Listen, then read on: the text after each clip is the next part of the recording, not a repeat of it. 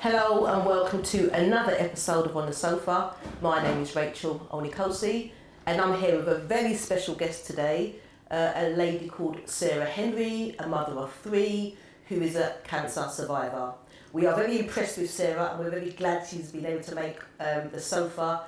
How are you, Sarah? I'm good. Yeah, thank you so much for coming. Thank you for inviting me. Brilliant. Maybe if we start off by you just telling us who you are and what you've gone through in the past year. Okay, I am a mother of three, aged from 16 to 4, well nearly 4. Yeah. I'm still undergoing treatment, but I'm a survivor of stage 2 hair growth breast cancer. Seems a tricky type of diagnosis, but it comes with various different stages and different approaches on how to have the treatment as well. Of course. So you and you can both have the same stage 4 hair growth cancer, but your treatment will be different to mine, depending on whether it's in the lymph nodes or whether it's more of the cells or hormones or whatnot. So it's difficult. So read it up for those that don't know. Yeah, gosh, you're educating me right now. When did you first learn that you were suffering from cancer and how did you feel at the time? I first found the little lump at the beginning of the pandemic. That was like March 2020. Right. Just watching the TV and they were doing checks, so I just decided to check as well. Noticed that there was a lump, contacted the doctors, it was COVID, it wasn't really that important. So it got kind of pushed back and I had to really, be onto them about getting an appointment with the GP. It was first diagnosed as a cyst. I still had no pain. My body, I didn't feel, well even now, I don't feel like the tumour or anything was doing any effect to me, it was just a lump. Right, okay. I think that's probably why they thought it was just a cyst, because it wasn't giving me, it wasn't any changing, problems, no jaundice type or anything like that. Yeah. But to me, something just didn't feel right. So I asked my GP to force to get a second opinion in Homerton. And then I didn't get my appointment. So that was March. So I didn't start getting my biopsy appointments till maybe June. June, okay. So that was quite a long time. Yeah. This time the tumour was getting quite big. Okay. At the moment, and then it was starting to actually come out. So when I was wearing my clothes, I could see the lump through my clothes. Sticking out, and yeah, things of like that. course. So it was making me feel a bit funny. Absolutely. Uncomfortable. Finally pushing forward, I took 4 or 5 biopsies. That was really painful. Then I ended up, about 4 or 5 biopsies, and then I went for the radiation appointment, and then that's when it clicked into me, like, obviously there must be something gonna come from this. Still didn't take it as it would have been what it was with the diagnosis. I just thought it must have been something really small, but it could have been on a cancerous scale or borderline and whatnot. Fast forward, that was between June. The biopsies took us to September when I was diagnosed. Wow. So, just so I'm absolutely clear, March 2020, you see a lump, you go and get checked out, you're told it's a cyst. Yes. You know there's something up, so you go and you ensure you persistent, get another check. You're going through these biopsies. At what stage they say to you, you are suffering from stage 2 cancer? Well, I went through the whole biopsies without them telling me anything. Wow. So that was the biggest anxiety scare of course you could go through for months. How long, in fact, for those that may not know what a biopsy is, explain the procedure. Okay, so biopsy, it depends, it's all different. Some biopsies might just be just a quick scan, where they go over, or they might just put like a little camera inside to have a look. Some they literally put like a tube where it takes a piece of, it's like a pen, like a diabetic pen when they take the blood and stuff. Of course, But it takes a piece of your actual flesh inside the blood. So it's quite painful because you've got to get numbing done, and then they put the pen through that takes the actual tissue from inside. So I had that done 4 times. To make sure that it was their diagnosis. Yeah. So over what period of time then? Month, 2 months? About 2 months. 2 months. So 2 months, 4 biopsies, and you're still not told you're suffering from cancer. I'm still not told anything. At what point are you then told it's cancer, and what's your response to them? So, as I said, they sent me to get a radiation scan, and that's when it clicked to myself that there's something, because they wasn't telling me anything through this month. So I kind of put myself prepared yourself prepared mentally, myself yes. to hear just in case, even though I don't think anyone I've spoken to in my new cancer group, there's not a way of feeling or even how to digest it. It's more like, it's straight, like, because you think of cancer as, that's it, you're dead or you're alive. You don't think of it in between. Even though you might have seen people go through it, it's hard to see anyone stay positively and go through Absolutely. it. So it's like, straight away, it's like, oh my God, I'm gonna die. I might not. Not like you don't want to sleep, you don't want to eat, you don't know what to think, you don't know anything, so it's a bit scary. So yeah, that was a few months to the September. Then they sat me in a room, and then that's when it was all like the morbid moment. Like the nurse comes in with a piece of tissue, and I was just like, tell me what it is. Yeah. Let's get it moving. Of course, good for you. And then they were just like, sorry to say that we thought, you know, it was really, they're really apologetic because it took so long, and a lot of things would have been prevented. Like I would have been able just to take tablets. Do you know At what I the mean? early So, stage, that's what I'm had saying, they... with chemo, you can actually take it with tablet form Right, now. okay. Like my new one, I could take injections. Yes. So, because if they found it earlier when I was saying at the beginning that Of there was something wrong, it could have been just getting rid of, and it would have been easy. And Wow. Two things then. When you were in that room, who were you with?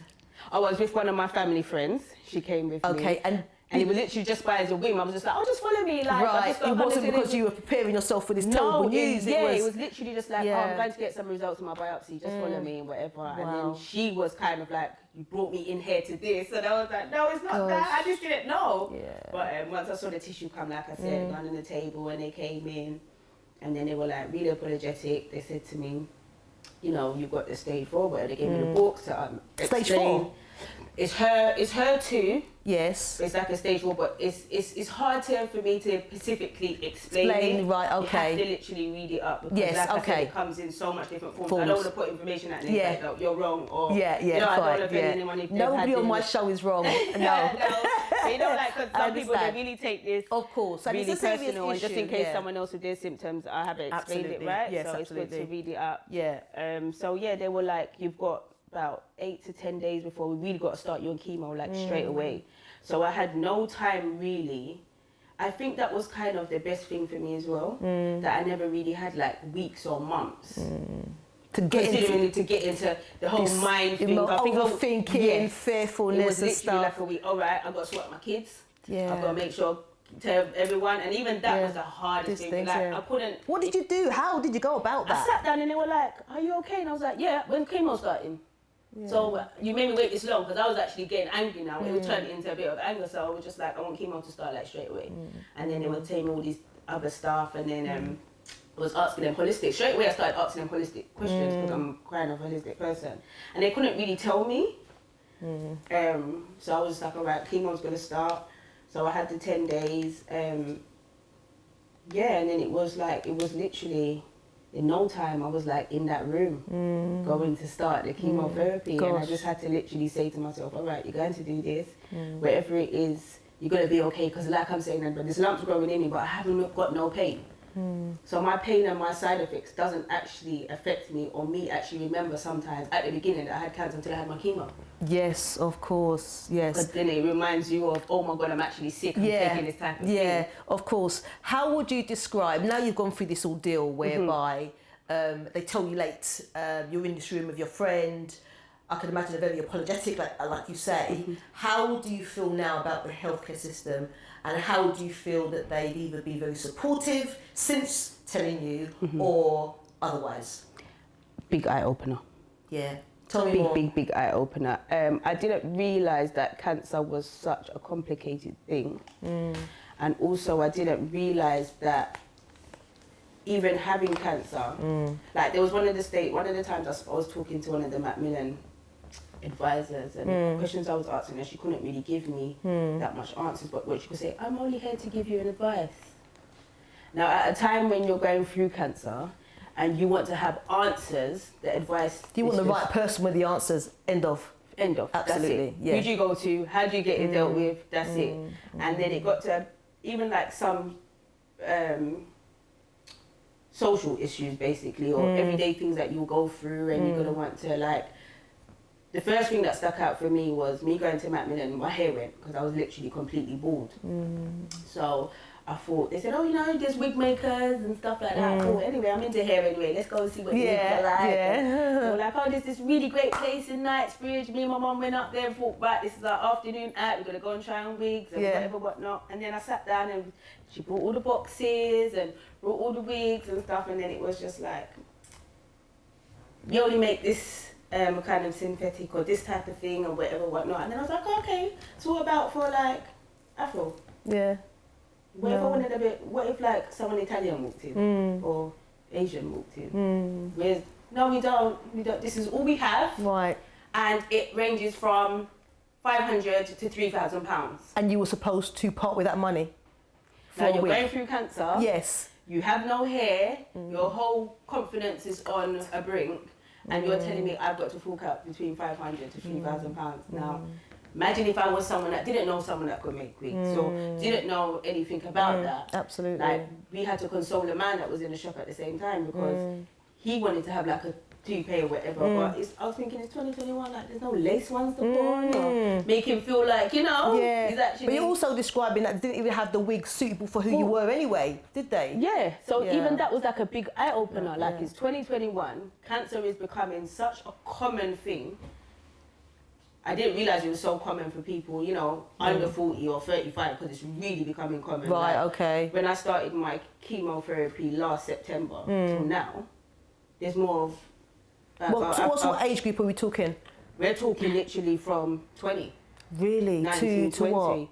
To 35, 36. Really? You can go up to 40, but you're just not thinking that age under is... 40 or even 35, even like younger than me, of going into course. 2019 that you're having breast cancer or any form of cancer at all. And then it went from a shift where that now there's so much black people in the chemo rooms. Like it was just like 2 of us or 3 of us. Now I can go in the chemo room, all 6 chairs is just full of black people, and it's like, what is happening? What's the shift? What is it? So it's becoming so common. I didn't think that there was barriers in between it. Like, I think it needs to be more open and more of an open discussion, and not so much like you literally have to be dying to get help. Yeah, I know a few people that survived cancer, and they've done it quite silently. So you didn't know they were suffering from cancer. They went through their chemo, stayed away, and then obviously they came back on the surface when they were obviously cured.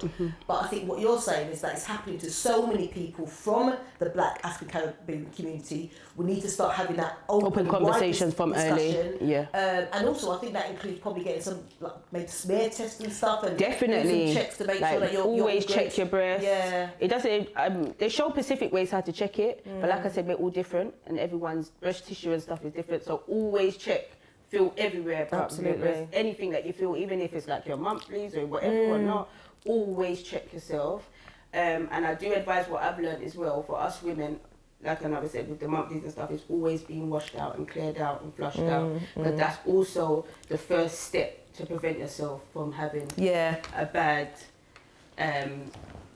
how can I say, by not getting the answer you're going to want then back from your skin. And when you say clean, that you're talking about clean your inside. Yeah, clean so your some inside. examples of what you did to do that. What I do now, like when I do, I'm more like we'll drink cranberry once you're in weeklies, or drink herbal teas like senna, things like that. Learning to steam yourself. Brilliant. Like getting in touch with your actual body, because every woman's body reacts differently throughout the month. Of course. So you have to start literally knowing your times and it's changing. So when that doesn't happen, then you know there's something wrong. Of course. And then you don't have to always go to your GP. You can just have herbal stuff in your house. So some tea bags or like turmeric shots or things like that. All these type of things keep us healthy on a normal day to day. All of that's prevention. Like my grandparents are very West Indian and very like every 6 months, you know, take bitters or do whatever. And say, you kids, you don't know, you must do this or whatnot. You're like, oh, granny. But now we understand why. Now you know, we it's always that prevention, isn't it? Yes. You know, not the cure, it's the prevention. And it's funny enough, it's just like when I'm reading about it, and then my granny, she's passed now, but even like certain times I'm taking these things and I'm laughing to myself because I'm like, this lady would have been over the pot. Like, this is what you should be doing. Yeah. This is what you need to do. Of course. And look, now I have to do it and she's not here. So she was like, see, I told you. Yeah. That's what you need to be doing. Yeah. Tell me, obviously you've gone through a really difficult ordeal during the pandemic. So whilst we've got the, you know, people going through their own issues with COVID and family members dying, you're going through cancer. How would you describe the support you received from friends and family? Specifically, do you think they were there for you? They could be there for you. What were your views around that? It was kind of a roller coaster because then they're scared for me and I'm scared for the actual whole situation. Yeah. Having lost quite a few people, known a few people, and throughout the pandemic, it was actually quite scary for me because it was continuously like, oh my God, this could be me tomorrow. Do you know what I mean? Because appointments was always getting shifted around, you know, things like that. It's just like, you just don't want to have anyone telling you this can't happen because of the pandemic or because of COVID, because I've really taken so long and I'm here because of COVID. Absolutely. Do you know what I mean? But my support network has been excellent. Fantastic. Like, one thing I've learned, you have to accept the small things that everyone can do, that everyone can bend over backwards and go to the end of the earth for you. But you can get into that selfish frame of mind when you're going through something like that. But everyone has pulled through what they could do and they've done that for me. Yeah. So I've been able to lean on someone for this and lean on someone for that, and those that couldn't do. But I haven't really had that much of a hard time dealing with it. It's more of just the things I have an issue with, I would say, is dealing with human beings. Dealing with human beings, everybody has that issue anyway. But tell me your experiences, especially going through your ordeal. For one, I've learned that staying positive, like myself, like I've literally just kept that's been my defense mechanism to keep myself going. Absolutely. Because taking treatment, if your mind ain't strong, chemo can take over you in a day, and you can't get out of that rut. And then probably you got chemo again the next week. Do you know what I mean? So you've got to really train your mind to fight this. Like, you're gonna fight this, you're gonna fight this. Good for you. Me fighting and staying positive has made everyone feel like, because I'm keeping myself going, they're not realizing that that's what I'm doing to keep myself going. So it's like, you're right, what are you talking about? You was fine this morning. What do you mean you haven't got energy this afternoon? But I can't keep pulling out a pamphlet about chemotherapy to tell you about side effects. Do you know what I mean? So it's that's the hardest part of it. Staying positive is making a lot of people feel like and you know, let's be honest. I think there are a lot of family and friends that I'm sure love you and want to support you, but some people just don't know how to. Yes. So when they see you up, vibrant and bubbly, it's like, oh, thank God for that. It is. They probably think I was probably having a really, really good day. Literally, some people have just ran and they've been like behind the wall. Like, this is your survival mechanism. That's the thing, and you have to present yourself like that. Because I've got kids as well, and I've got younger ones that's under 5. Well, that were under 5, and because they pick up on everything. They never got to see me sick as much because my mum and everyone would keep them away days when I had my chemo and stuff. But because of them, they ain't seen mum ever be down. Good for you. So they're still kids like, Mum, get up! Yeah. Oh, you've been sick today, Mum, do you want tissue? All right then, I'll wait for you downstairs in 10 minutes. And they want you to come downstairs in 10 minutes. So that's kept me going. I was going to ask, how has it affected your family life, like in your household, your partner, children? Everything's changed. Everything's changed. The dynamics changed because now I'm a new Sarah.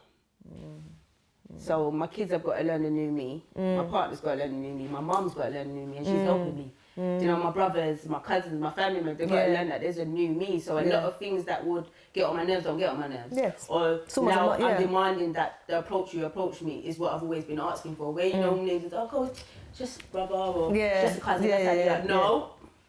Yeah. I'm breathing today. I might not be here tomorrow. Yeah. So deal with me properly. Deal with me how I need you to deal with me, please. Okay? Good for you. If you don't respect it, then you've got to go. Yeah. That's how I've been. That's right. And, you know, I think some people, unfortunately, have to get to a stage of difficulty to then have that attitude and behaviour. And that's what you've had to do. It would have been easy that we respect each other from the start anyway, without all of the drama that we go through.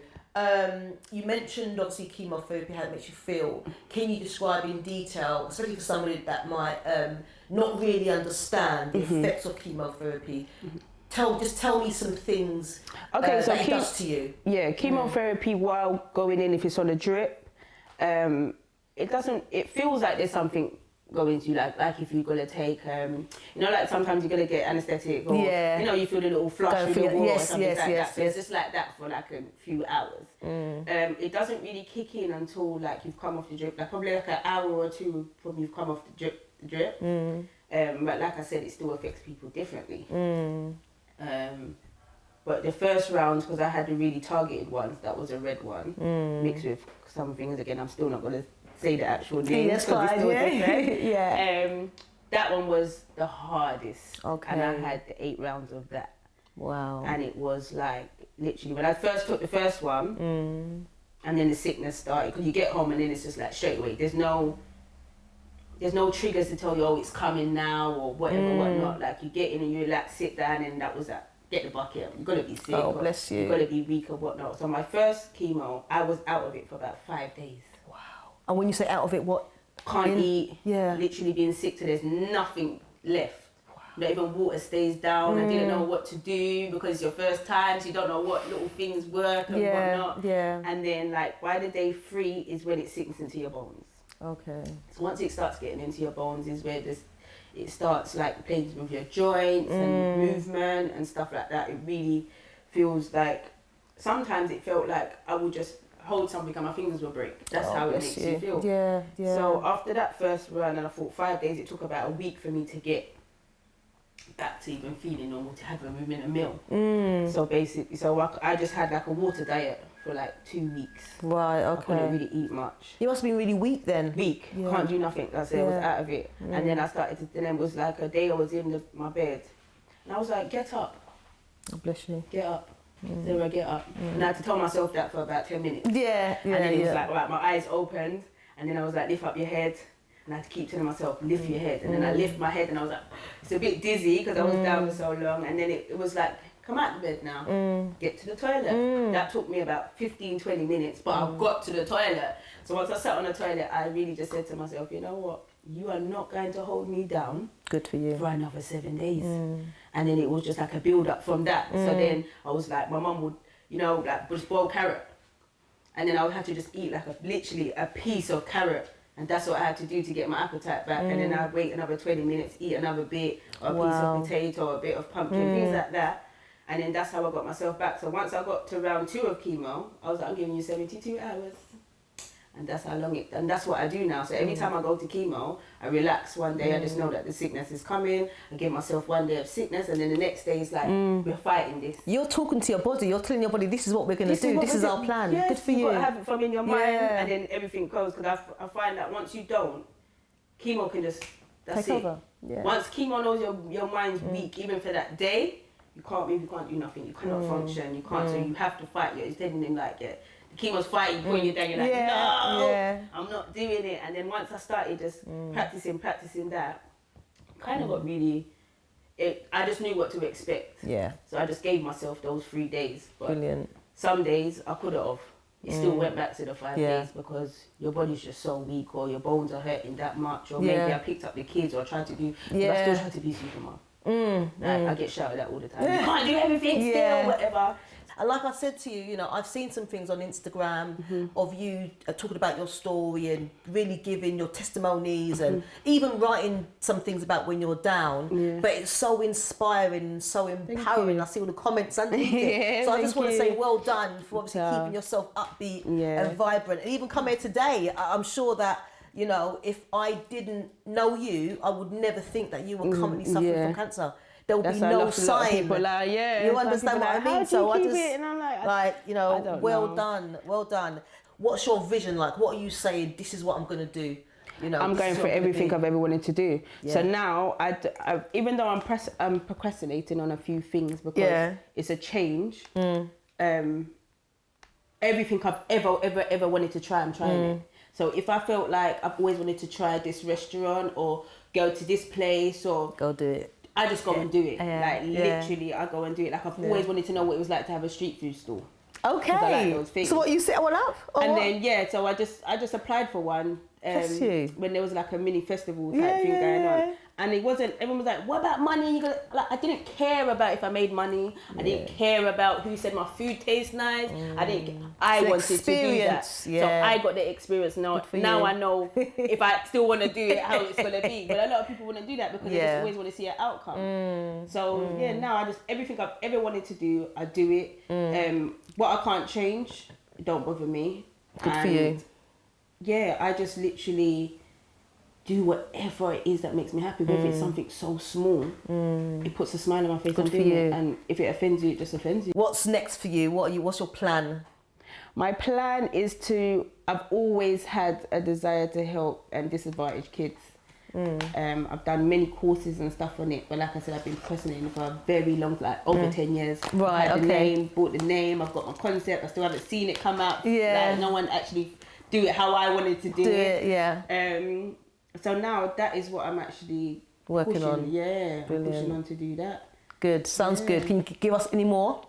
The name of the... Oh, so it's HCC Productions. Yes.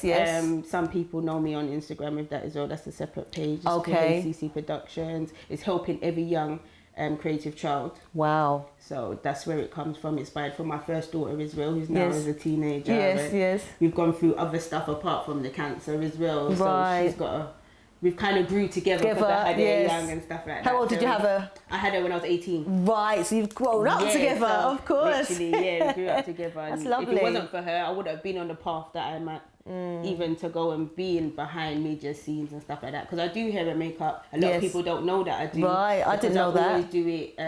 I do mostly for like things that's going on the billboards and things like that. Oh, really? Yeah. Wow. But I don't know why I've never really.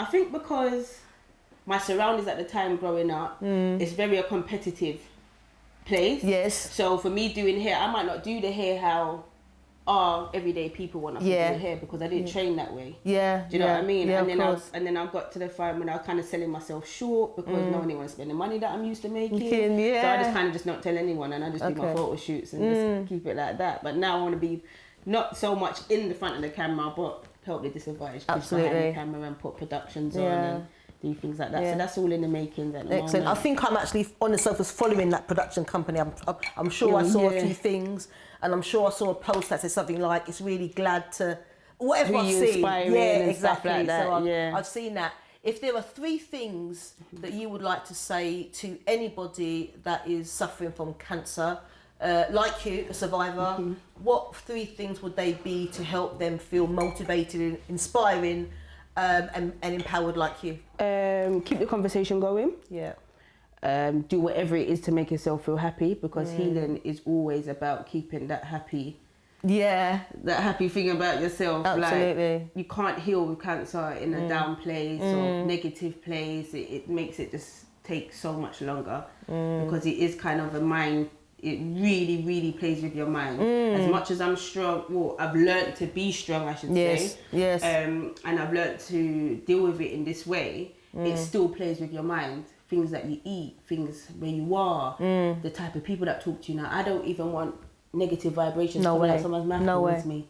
So some conversations I have to just, I'm with you, but I'm not with you. If you know what I mean? Because that could actually make you worse. Do you know what I mean? We're energetic people. Don't let that touch me. Absolutely. Bounce right back off, Good for so you. it's quite a scary thing. But do whatever it is to make you feel happy. Keep conversations open and find all ways to keep your...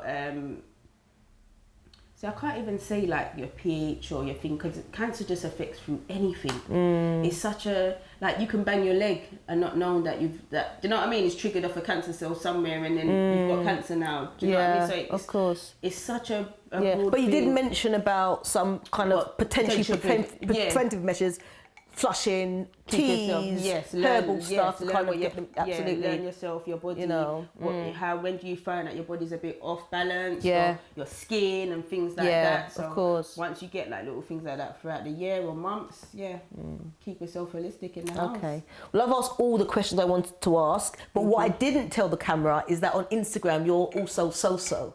So if you want to follow Sarah, she's so-so on Instagram. So-so. Beg your pardon, as well as your... Hey CC Productions. Hey CC Productions. HEYCC Productions. Excellent, you've got that there. I just want to say I think you're an inspiration and I think you're doing fantastic. And I know that we come from the same place. I come from Hackney. Are you from Hackney also? Definitely. Yeah, so, you know, we're from Hackney.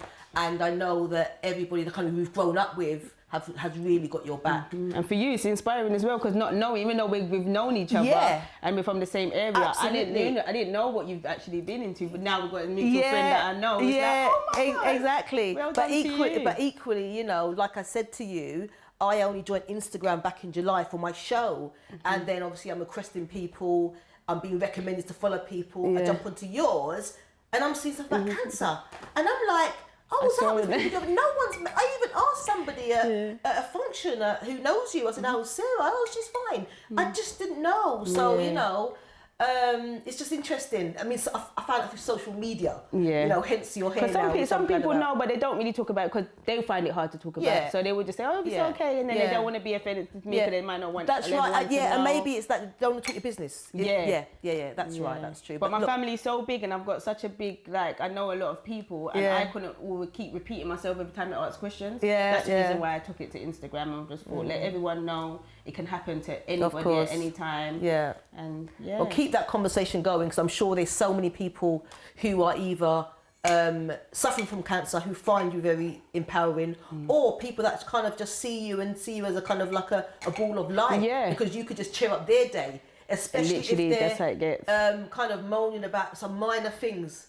But no, that's how it gets. Like, I get DMs sometimes like, oh my God, keep going. You put a smile on my face, or you've made me now understand how my mum is, or that's right. Do you know what I mean? Or anyone else that's dealing with it. So, absolutely. Good. Well, I think we finished the questions, but I do have a few more questions, personality questions, if that's okay. The first one is, you have found yourself in financial difficulty. You see somebody drop a bundle of money, about 3 to 4 grand. You pick up the money, but by the time you look up, the person has disappeared. Do you give the money to the local police force, leave the money with a nearby shop in case the person returns to collect the money, keep it because it might be a gift from the universe to you, or share it between some young people hanging around the shops? I would take some and share it around. Okay, good for you. Okay, but what if the person comes back for the money and they're looking for it? Well, the sum that I've got, you can have that. No, but you've gone now. They've come back to the shop. Oh, well, it's gone. It's gone. Okay. Well, if you give it to the police station, it might not be there when you get back. Well, that's another thing, isn't it? And then in the shop. Yeah, that's another thing. Okay. So you're late for a work meeting, and you know it wouldn't look good if you walk in late. Do you miss the meeting saying you're sick, casually walk in as if you're early, you know, like you literally don't care, attend the meeting but pretend you've got a bad leg, or make a big excuse about a road traffic accident on the way to the meeting? Maybe the road traffic accident. Okay. So you would lie. Yes. Okay, but you still attend the meeting. Definitely still attend the meeting. Last set now, personality questions. Shower or bath? I'm a shower user, but now I've learned to enjoy the bath. I'm going to say shower, bath. I'm going to say bath. Cinema or Netflix? I'm really into Netflix at the moment. Now I've had all this time inside. Okay. Uber or black cab? Don't really like them. Neither. But if you had a choice between the two, get an Uber. Uber. Okay. Right. Political leaders now: Boris Johnson or Keir Starmer? Oh God. No comment. Neither. No. Okay. Yeah. Who says no on that one? Gym or jog? What's your preference? Gym. Yeah. In terms of popcorn, sugar or salt? Sugar. Last one, do you prefer to read or listen to music? Listen to music. Excellent. Well, that's the end of the personality questions. Can I just say a big thank you for coming on and telling your story? Thanks again. I think it's been quite detailed. But if you have any last words for the camera, please do so. Ladies, get yourself checked. Do whatever it is to keep yourself happy, being sick or not. And do little things to uplift each different women every day. Brilliant. Thank you so much, Sarah. Thanks for coming. you.